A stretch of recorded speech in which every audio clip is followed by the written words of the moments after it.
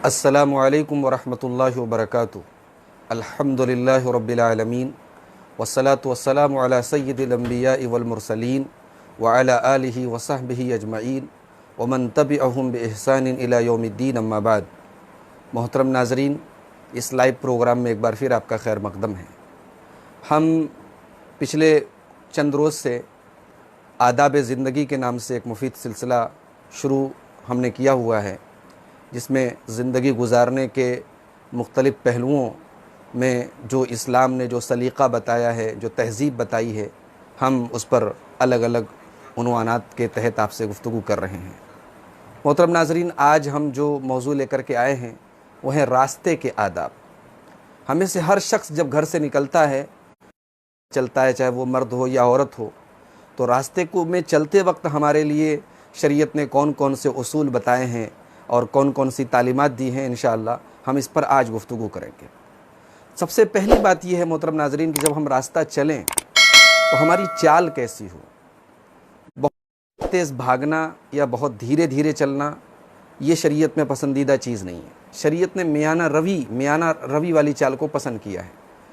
अल्लाह ताला ने कुरान करीम में फ़रमाया, वक़्सिद फ़ी मशिक, अपनी चाल में मियाना रवी इख्तियार करो। तुम्हारी चाल में तकब्बुर ना हो, घमंड ना हो, अकड़ ना हो। वला तमशि फिल अर्दि मरहा इन्नल्लाहा ला युहिब्बु कुल्ला मुख्तालिन फ़ख़ूर, ज़मीन में अकड़ कर मत चलो। अल्लाह ताला को तकब्बुर करने वाले और घमंडी लोग पसंद नहीं हैं। अल्लाह के जो मोमिन बंदे हैं उनकी चाल कैसी होती है?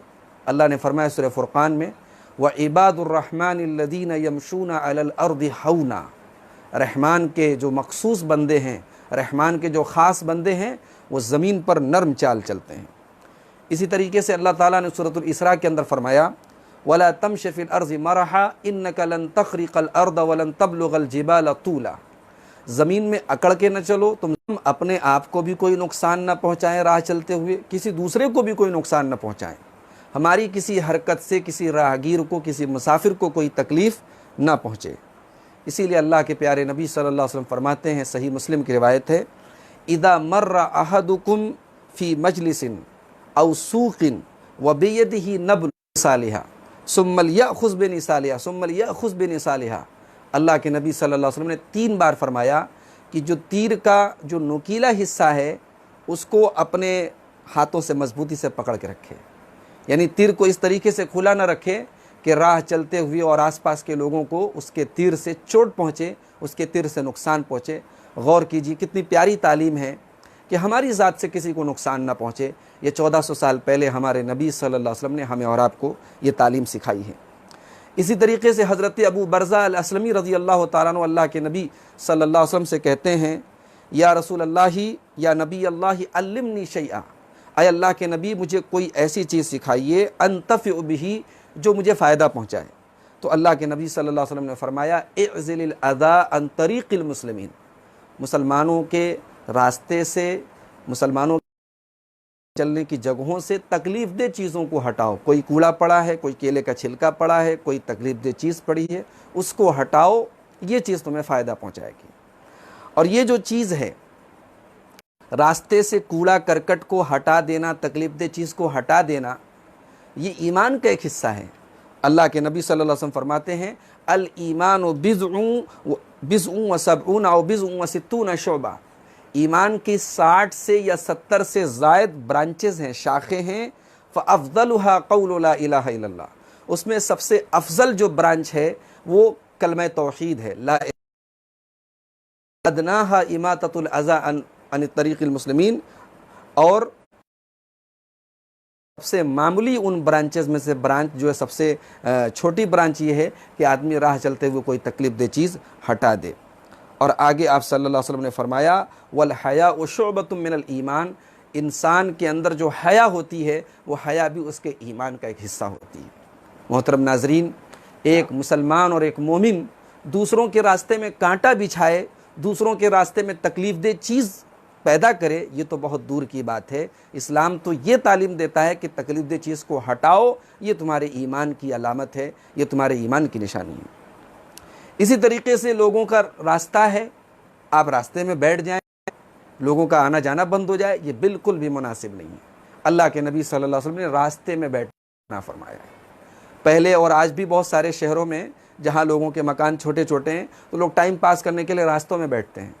सहाबा के ज़माने में भी ऐसा हुआ कि आप सल्लल्लाहु अलैहि वसल्लम ने देखा कि सहाबा बैठे हुए रास्ते में, तो आपने फरमाया इय्याकुमुल जुलूस फ़ी तुरुक़ात, रास्ते में बैठने से बचो।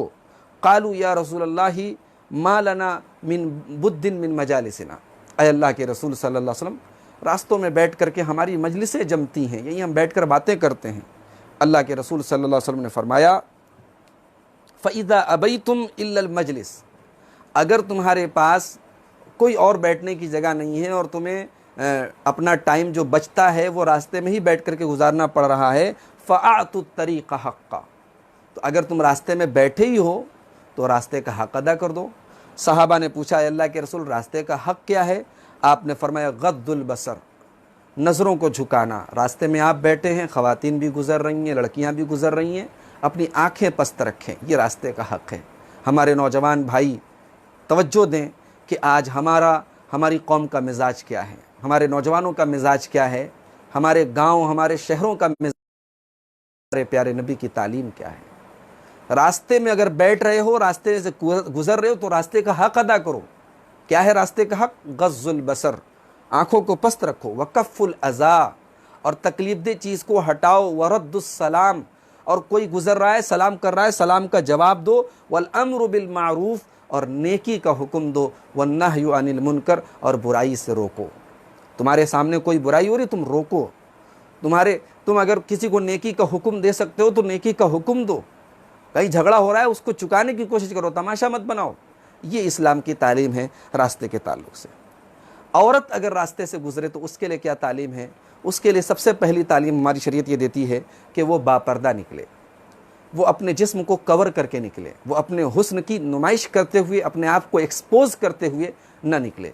अल्लाह ताला ने कुरान करीम में फरमाया युदनीना अलैहिन्ना मिन जलाबीबिहिन्ना, ऐ ईमान वाली ख़वातीन, ऐ ईमान वाली औरतों, जब तुम अपने घरों से निकलो तो अपने ऊपर हिजाब, अपने ऊपर जिल्बाब, अपने ऊपर चादर, अपने ऊपर स्कार्फ डाल करके निकलो। क्यों? ज़ालिका अदना अन युरफ़ना, ये इस बात की अलामत होगी कि तुम मुसलमान हो, तुम मोमिन हो, तुम हया वाली हो, तुम शर्म वाली हो। वो पर्दा, वो हिजाब तुम्हारी आइडेंटिटी बन जाएगा। फ़ला यूज़ैन, और तुम्हें कोई छेड़ने की जुर्रत नहीं करेगा।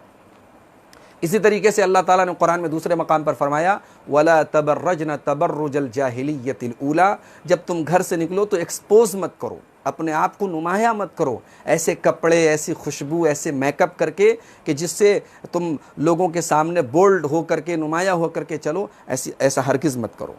अल्लाह के प्यारे नबी सल्लल्लाहु अलैहि वसल्लम फरमाते हैं अलमरअतु औरतुन, औरत पर्दे में रहने की चीज़ है। इज़ा खरजत, जब औरत बेपर्दा होकर के निकलती है, इस्तशरफ़हा शैतान, तो शैतान का लुक़मा बन जाती है। शैतान उसको इस्तेमाल करके लोगों को गुनाह में डालता है, वो औरत शैतान का आलयकार बन जाती है। अल्लाह ताला ने कुरान करीम में हज़रत मूसा अलैहिस्सलाम के वाक़े में दो बेटियों का वाक़या भी बयान किया है कि मूसा अलैहिस्सलाम बैठे हुए थे और उनकी हज़रत शुएब की दो बेटियाँ कुएँ के पास पानी, अपने बकरियों को पानी पिलाने के लिए खड़ी थीं। लंबा वाक़या है, मैं उस वाक़े की तफसील आपके सामने नहीं बताना चाहता हूँ। वहाँ एक जुमला जो कुरान ने बयान किया है वो हमारे लिए काबिल गौर है कि हज़रत मूसा अलैहिस्सलाम के पास जब हज़रत शुएब की दोनों बेटियों में से एक बेटी आ रही थी तो कुरान हकीम ने उस औरत के चाल और उस औरत के चलने का अंदाज़ भी बयान किया है। अल्लाह ताला ने फरमाया फ़जाअतहु इहदाहुमा तमशी अलस्ते, दोनों में से एक औरत हज़रत मूसा के पास हया के साथ चलते हुए आई, शर्म के साथ चलते हुए आई।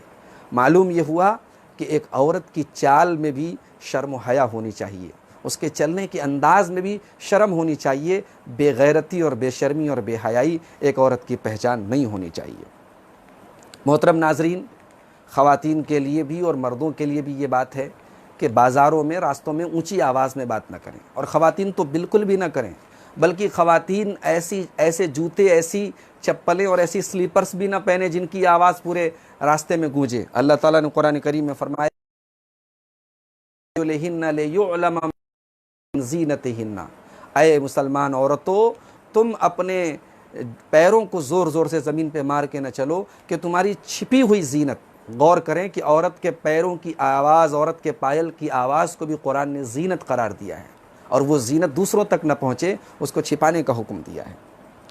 इसी तरीके से रास्ते में अगर किसी दुकानदार से शॉपिंग करना है, दुकानदार से बात करना है, तो वहाँ हंस हंस के और बिल्कुल बेतकल्लुफ़ी के साथ और बेपर्दा होकर बात न करें। वहाँ जाहिर सी बात है कि लेकिन वहाँ दुकानदार से बात करते वक्त, एक अजनबी से बात करते वक्त एक मुसलमान औरत का रवैया क्या होना चाहिए? अल्लाह ताला ने कुरान करीम में फरमाया, फ़ला तख़ज़अन बिलक़ौल फ़यत्मअल्लज़ी फ़ी क़ल्बिही मरज़। ख़बरदार ख़बरदार, किसी गैर मर्द से बात करते वक्त तुम्हारी आवाज़ में लचक नहीं होनी चाहिए, तुम्हारी आवाज़ में खिंचाव नहीं होना चाहिए। कहीं ऐसा ना हो कि जिसके दिल में शहवत की बीमारी है वो तुम्हारी खूबसूरत आवाज़ और नर्म व नाजुक आवाज़ की वजह से तुम्हें अपने जाल में फंसाने की कोशिश करे। वक़ुल्न क़ौलन मारूफ़ा, जो भी बात करो सही बात करो, दस्तूर के मुताबिक करो, लेकिन करख्त अंदाज में करो, सख्त अंदाज में करो। मोहब्बत वाला और बहुत मिठास वाला और बहुत स्वीटनेस वाला और बहुत कशिश वाला अंदाज ना हो, ये एक दूसरे को फितने में डालने की चीज़ है। इसी तरीके से इस्लाम ये भी तालीम देता है कि जब एक मुसलमान और तो से बचा करके रखें। मान लो कि किसी मुसलमान औरत का कोई महरम रिश्तेदार रास्ते में से मिल गया, उसे जो महरम है, महरम रिश्तेदार से वो बोल भी सकती है अगर उसका बाप है, भाई वगैरह है, लेकिन महरम रिश्तेदार से भी आप रास्ते में इस तरीके का बिहेव ना करें कि दूसरों को आप पर उंगली उठाने का मौका मिले और दूसरों को आप पर तोहमत लगाने का मौका मिले। तोहमत की जगहों से बचें, मर्द औरतें भी बचें। हज़रत सफ़िया अल्लाह के नबी सल्लल्लाहु अलैहि वसल्लम की बीवी हैं।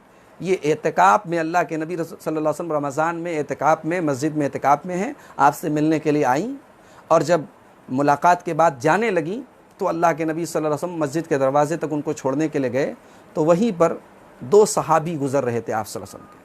तो नबी सल्लल्लाहु अलैहि वसल्लम ने दोनों को बुलाया और कहा कि ये मेरी बीवी सफ़िया हैं। तो उन दोनों ने कहा कि अल्लाह के नबी क्या कह रहे हैं आप सफाई क्यों दे रहे हैं? तो अल्लाह के नबी सल्लल्लाहु अलैहि वसल्लम ने फरमाया, इन्न शैताना यबलुगु मिनल इंसानी मबलगद दम। इंसान के बदन में जैसे खून दौड़ता है वैसे ही शैतान दौड़ता है। शैतान को भी इतना पावर हासिल है, बदन के खून की तरह इंसान के साथ लगा है। व इन्नी खशीतु अन यक़ज़िफ़ फ़ी क़ुलूबिकुमा शैआ, मुझे ये डर हुआ कि कहीं एक औरत को मेरे साथ देख करके तुम्हें ये ना लगे कि पता नहीं कौन सी औरत है। वजाहत ज़रूरी है, मैंने बता दिया, ये मेरी बीवी सफ़िया है। मालूम हुआ कि रास्ता चलते हुए भी हम कोई ऐसा काम ना करें, ना तो मर्द करें ना औरतें करें, जिससे दूसरों को बदगुमानी करने का हमारे बारे में मौका मिले। इसी तरीके से मोहतरम नाज़रीन, कोई मुसाफिर है, रास्ता भटक गया है, आपसे रास्ता पूछ रहा है, आप सही रास्ता बताएं, सही रास्ता बताएं, सही रहनुमाई करें, गलत रास्ता ना बताएं, लोगों को भटकाने की कोशिश ना करें। रास्ते में आप जा रहे हैं, कोई मुसलमान भाई उसने छींक दिया, उसने अल्हम्दुलिल्लाह कहा, तो उसका जवाब दें, यरहमुकल्लाह कहें। इसी तरीके से कोई है उसकी मदद कर दें। कोई बेचारा बोझ लाद के जा रहा है, उम्र दराज है, बूढ़ा है, आप जवान हैं, आप ताकतवर हैं, उसकी थोड़ी सी मदद कर दीजिए। ये तमाम हमारे शरीयत की तालीम है, ये इस्लाम की तालीम है और ये इंसानियत का भी तकाज़ा है। और रास्ते में चलते हुए कोई मज़लूम है, किसी पर जुल्म हो रहा है, आप उसको बचाने की कोशिश। आप जा रहे हैं, किसी का बाइक से एक्सीडेंट हो गया, आप, ये इंसानियत नहीं है, ये इस्लाम नहीं सिखाता है कि आप उसको छोड़ करके आगे बढ़ जाएं। आप उसकी मदद करें, उसकी हेल्प करें। किसी भी मजबूर और मजलूम को देख करके नज़र कतरा के निकल जाना, ये इस्लाम की तालीम नहीं। इस्लाम मजलूम की मदद करने की, मजबूर की मदद करने की तालीम देता है। और कोशिश करें कि रास्ते में जितना वक्त आपके पास फाजिल है, आप अल्लाह का जिक्र कसरत के साथ करते रहें।